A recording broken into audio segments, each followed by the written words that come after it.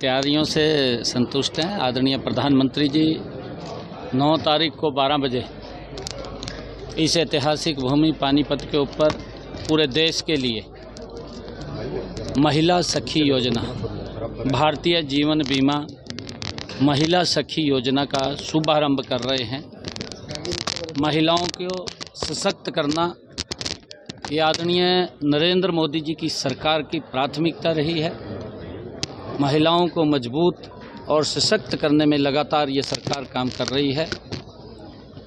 जब 2015 में आदरणीय प्रधानमंत्री जी इस भूमि के ऊपर आए थे, तब भी उन्होंने बेटी बचाओ बेटी पढ़ाओ का आगाज़ किया था और उससे बेटियों को सुरक्षा मिली है, लाखों बेटियों को जीवन दान मिला है।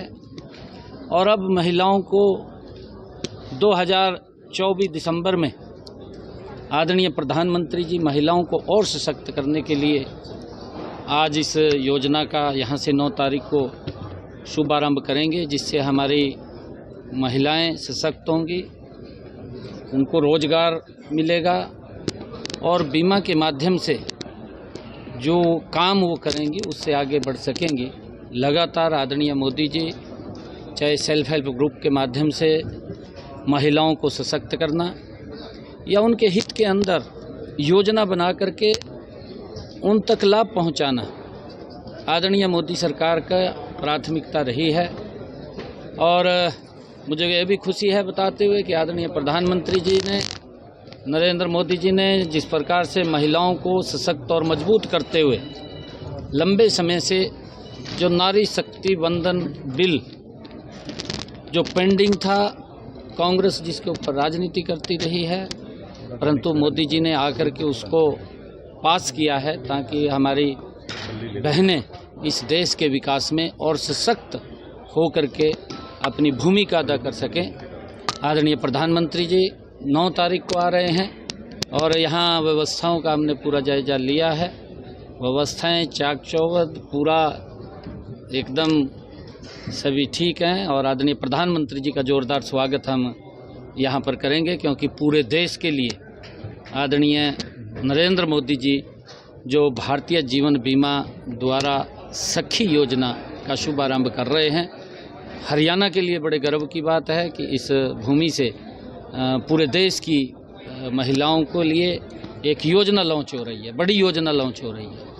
और उसके साथ साथ जीवन बीमा निगम की अन्य योजनाएं भी यहाँ से लॉन्च होंगी।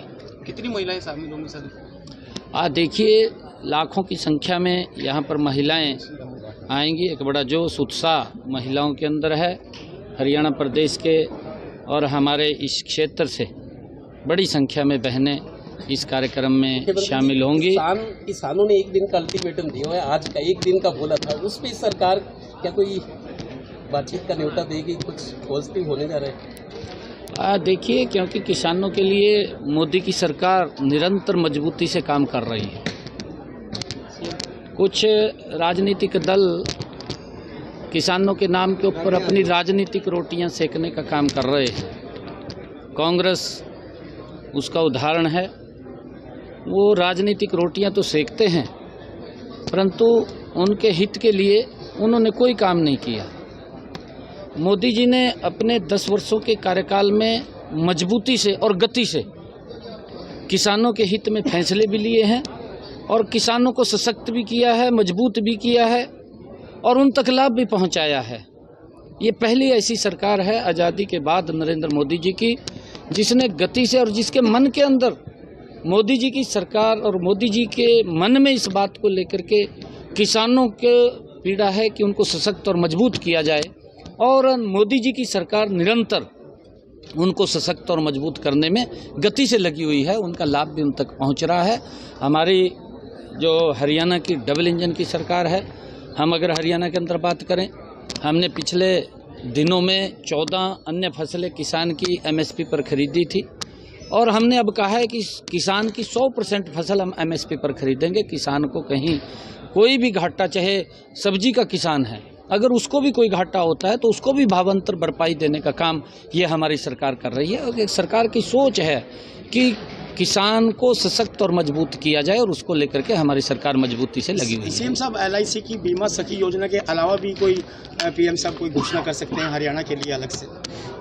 नहीं, देखिए, इतनी बड़ी योजना लॉन्च करने के लिए आ रहे हैं, हमारा दायित्व है। हरियाणा के अंदर हमारा सौभाग्य भी है कि हरियाणा की इस पवित्र भूमि पर आदरणीय प्रधानमंत्री जी महिलाओं को सशक्त करने के लिए एक बड़ी योजना यहाँ से लॉन्च कर रहे हैं, पूरे देश के लिए कर रहे हैं, जिसका देश की बहनों को बड़ा लाभ इसका मिलने वाला है।